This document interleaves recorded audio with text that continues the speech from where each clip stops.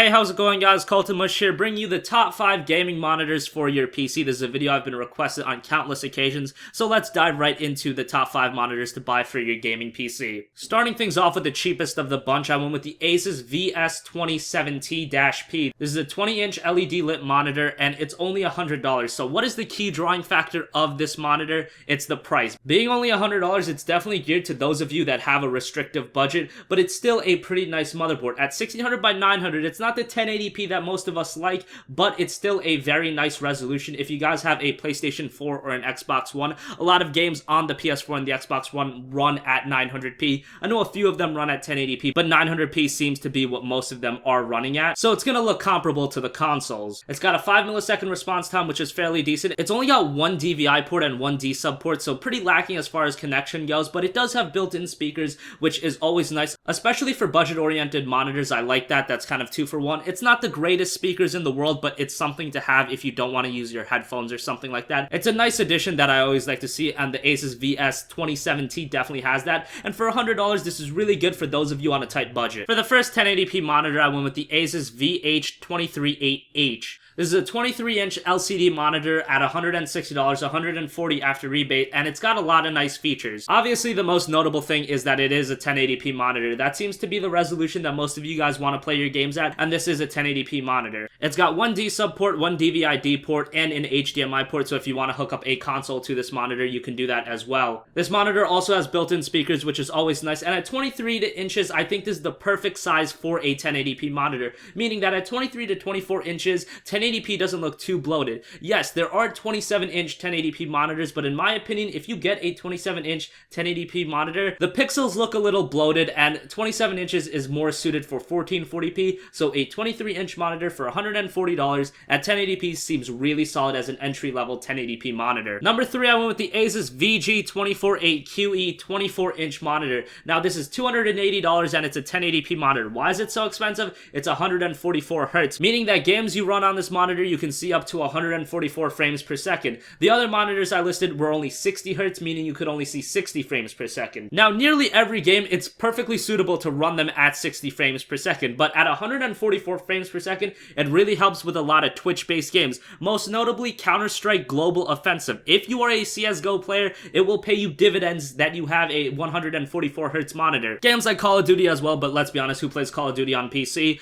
Primarily CSGO, and I know like just about every single one of my subscribers is a CSGO player. Everybody keeps nagging me, play CSGO, play CSGO. If you are big into Counter-Strike Global Offensive, or Counter-Strike in general, CS 1.6, CSS, it would probably do you dividends to pick up this monitor at 144 Hz. It helps out a decent bit. And like I said, other Twitch-based games like Call of Duty, even League of Legends, and those are games a lot of you guys are into. So if you do have the funds, definitely picking up a 144 Hz monitor is a nice option in those Twitch-based games. But if you're the kind of guy that only plays a lot of single-player games, you're probably better off getting a 1440p monitor with the extra cash instead of a 144 Hz monitor. Speaking of 1440p monitors, that brings me to number 2, and that's the QNIX QX2710 LED monitor. This is 2560 by 1440. Some of you guys might be asking, why am I not going with an Asus 1440p monitor? Who the hell are these guys? Just go look at the price of the Asus 1440p monitors, and then you'll realize why I went with this monitor instead. The Asus monitors can range anywhere from $450 to $550, and in my honest opinion, I don't think that price difference is really worth it. You can pick up this monitor for only $300. It's a solid 1440p